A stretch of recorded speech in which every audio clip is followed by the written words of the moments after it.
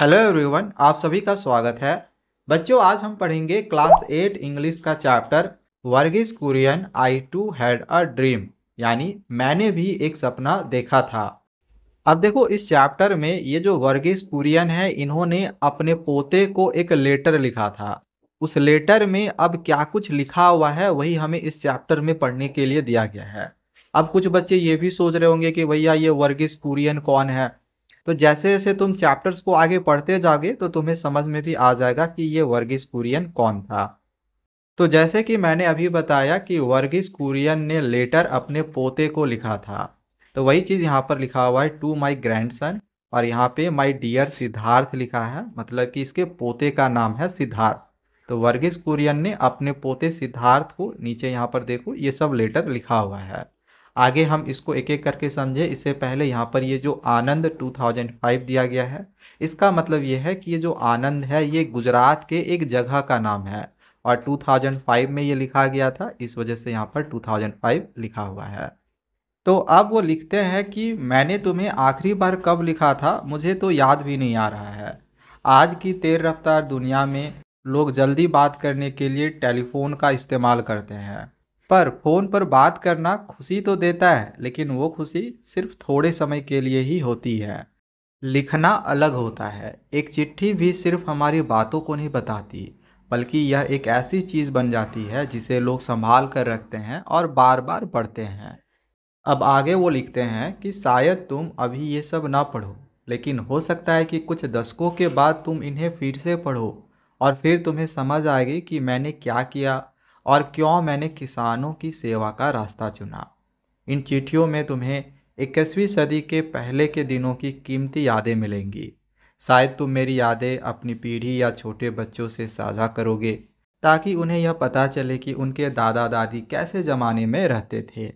अब आगे वो लिखते हैं कि मैंने अपना वर्किंग लाइफ तब शुरू किया जब हमारा देश आज़ाद हुआ था। उस समय सबसे महान कार्य यह था कि किसी भी तरह से उस सपने के भारत को बनाने में योगदान दें। ऐसा भारत जहां लोग सिर ऊंचा करके आज़ादी में जिए और भूख व गरीबी से मुक्त हो। एक ऐसा देश जहां लोग आपस में बराबरी का सम्मान और प्रेम रखें, और एक ऐसा भारत जो दुनिया के सबसे आगे आने वाले देशों में गिना जाए। और तब मुझे यह एहसास हुआ कि ह्यूमिलिटी यानी कि विनम्रता के साथ जब हम एक रास्ता चुनते हैं तो बाकी रास्तों को छोड़ना पड़ता है। यह बदलाव मुझ में 50 साल पहले आया, जब मैंने एक छोटे से दूध उत्पादक किसानों के समूह यानी कि कोऑपरेटिव के लिए काम करना शुरू किया। सच कहूँ तो किसानों की सेवा करना वह करियर नहीं था जो मैंने अपने लिए सोचा था, लेकिन कुछ घटनाएं ऐसी घटी कि मैं उस रास्ते पर आ गया जहां मुझे एक ऐसा निर्णय लेना पड़ा जिसने मेरी ज़िंदगी बदल दी। मैं मेटलर्जी में करियर बना सकता था और किसी बड़ी कंपनी का सीईओ बन सकता था, या फिर मैं सेना में कमीशन लेकर जनरल के पद से रिटायर भी हो सकता था, या फिर मैं अमेरिका जाकर एक बहुत सफल एनआरआई भी बन सकता था। एनआरआई का मतलब होता है विदेश में बसने वाला भारतीय।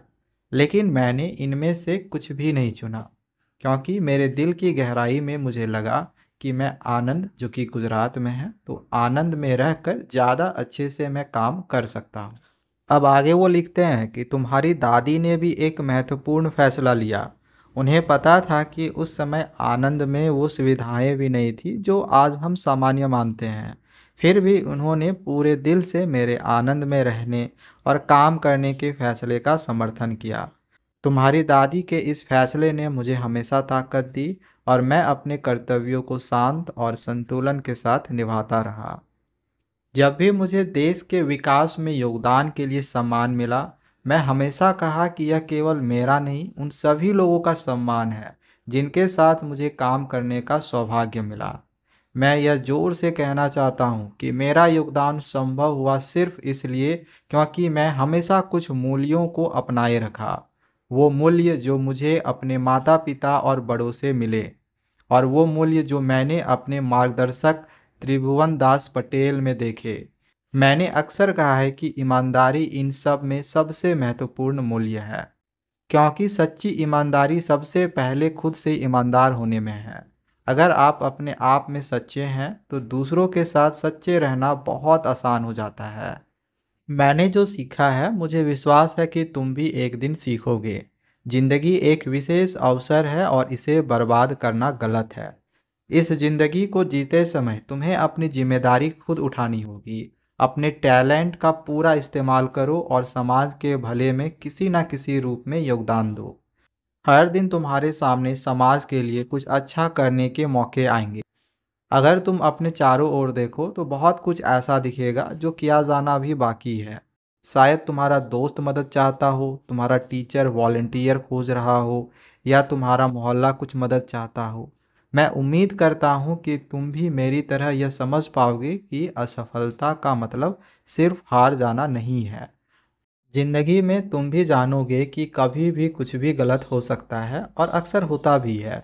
फिर भी लोगों के जीवन की परिस्थितियां और उनकी खुशी में कोई सीधा संबंध नहीं होता।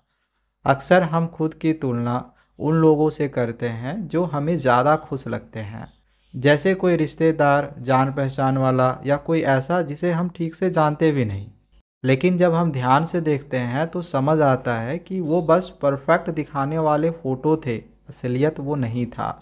और यह समझ हमें सिखाएगी कि हम जो पास रखते हैं उसकी कदर करें, न कि सिर्फ उन चीज़ों के बारे में सोचे जो हमारे पास नहीं है। अब आगे वो लिखते हैं कि क्या तुम्हें याद है जब तुम मेरे साथ दिल्ली के उस शानदार समारोह में गए थे जहां राष्ट्रपति ने मुझे 1999 में पद्म विभूषण पुरस्कार दिया था।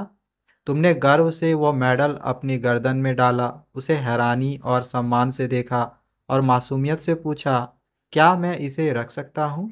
क्या तुम्हें याद है तुम्हारी दादी और मैंने क्या जवाब दिया था? हमने कहा था कि हाँ, यह मेडल जितना मेरा है उतना तुम्हारा भी है। लेकिन सिर्फ मेरे पुरस्कार को रखने से संतुष्ट मत होना। तुम्हारे सामने असली चुनौती है कि तुम अपने जीवन में खुद का पुरस्कार कमाओ।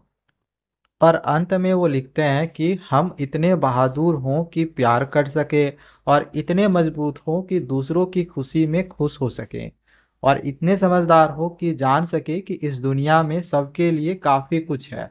तब जाकर हम कहते हैं कि हमने अपनी ज़िंदगी पूरी तरह जिया है। मैं ये विचार सिद्धार्थ तुम्हें और तुम्हारी पीढ़ी के लाखों बच्चों को समर्पित करना चाहता हूँ, इस आशा में कि इसे पढ़कर तुम हिम्मत से दुनिया में जाओगे और बिना थके अपने चुने हुए क्षेत्र में देश और मानवता के भले के लिए काम करोगे।